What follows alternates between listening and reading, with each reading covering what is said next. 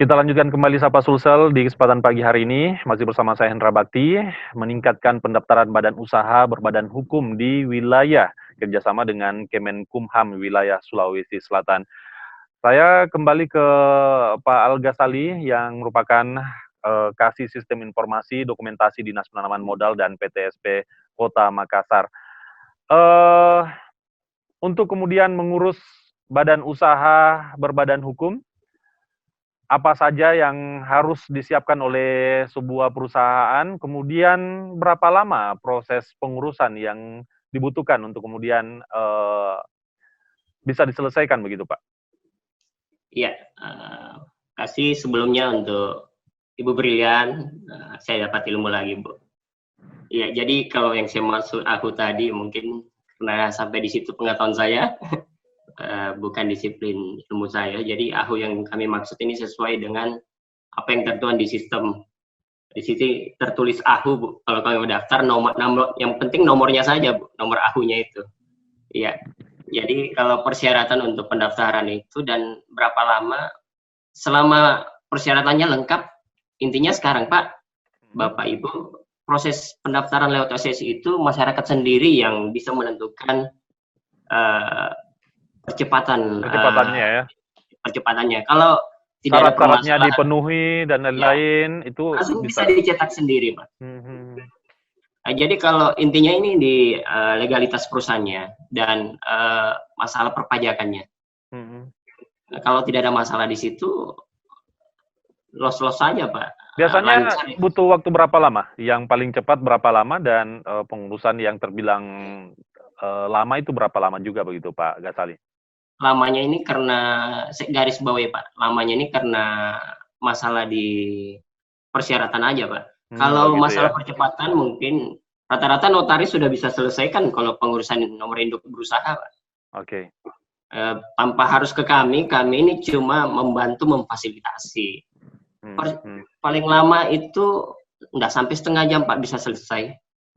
Yang penting AHU-nya masuk, nomor AHU-nya masuk, saya ulangi, nanti saya sama Bu Brilian, ya nomor AHU-nya masuk, NPWP-nya tidak ada masalah, emailnya ada, posisinya di mana, koordinatnya di mana, ini langsung bisa selesai, Pak. Oke. Baik, yang penting lengkap begitu ya persyaratannya begitu, Bu. Jadi intinya memang di legalitas perusahaan utamanya di dua sisi ini, di sisi badan hukumnya dan pajaknya. Oke, baik. Ibu Brilian, Anda sebagai notaris begitu ya, sejauh ini pandangan Anda perusahaan-perusahaan yang ada di Kota Makassar, tingkat dalam dalam mengurus badan usaha berbadan hukum itu seperti apa? Dan keterlibatan notaris ini sejauh apa begitu ya terkait dengan pengurusan itu semua, Ibu Brilian? Kalau kami adalah pihak yang memfasilitasi pendirian perusahaan ya, di mana disyaratkan bahwa akte pendirian, misalnya akte pendirian PT harus dibuat di hadapan notaris ya dengan minimal 2 orang. Jadi orang itu bisa orang pribadi atau 1 orang dengan 1 badan hukum atau 2 badan hukum. Nah, kita membuat akte pendiriannya.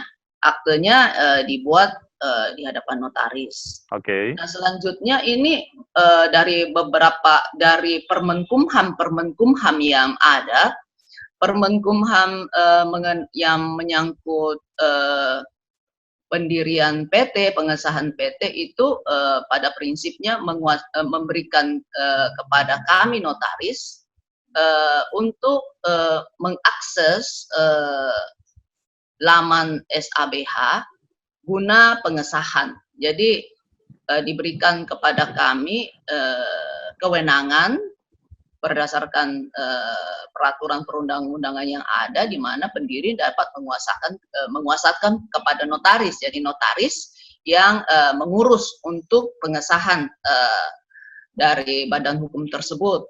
Kemudian untuk badan usaha yang tidak berbadan hukum, misalnya CV, firma, dan persekutuan perdata juga diberikan kepada kami kewenangan untuk mengurus pendaftaran sampai keluar surat keterangan terdaftar.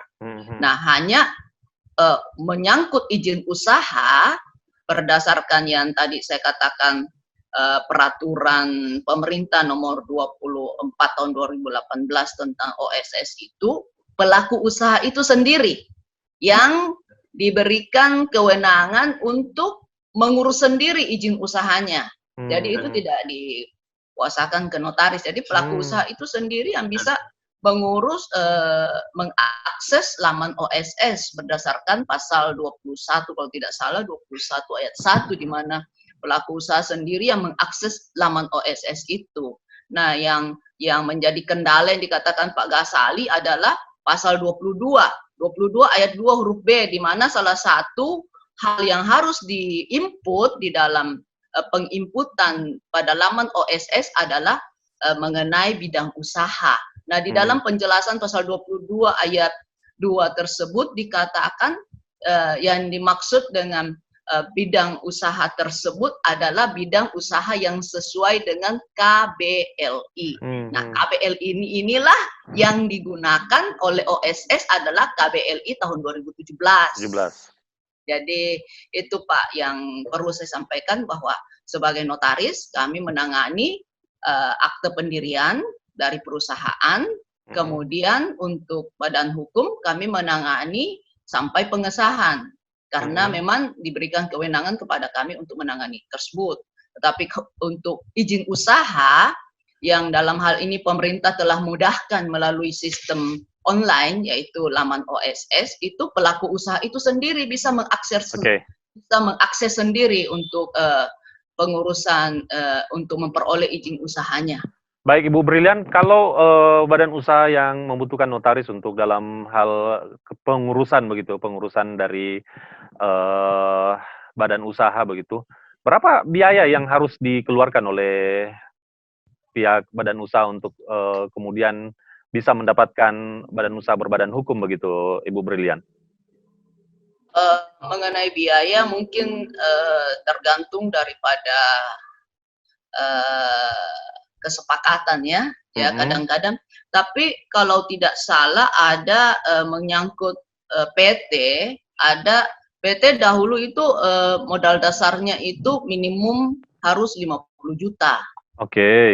Tetapi ada peraturan baru yang keluar yang menyatakan bahwa modal dasarnya berdasarkan kesepakatan para pihak.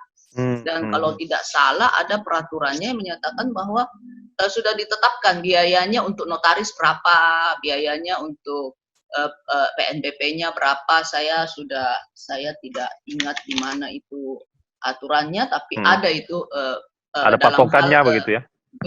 Mikro usaha mikro, kecil menengah. Oke, baik, itu ada biaya yang sudah ditetapkan begitu ya terkait dengan kepengurusan badan usaha berbadan hukum begitu. Kalau di pihak penanaman modal sendiri bagaimana mengenai biayanya dalam kepengurusan badan usaha berbadan hukum? Nanti dijawab Pak Al Ghazali, kita jeda terlebih dahulu. Tetap bersama kami di Sapa Sulsel.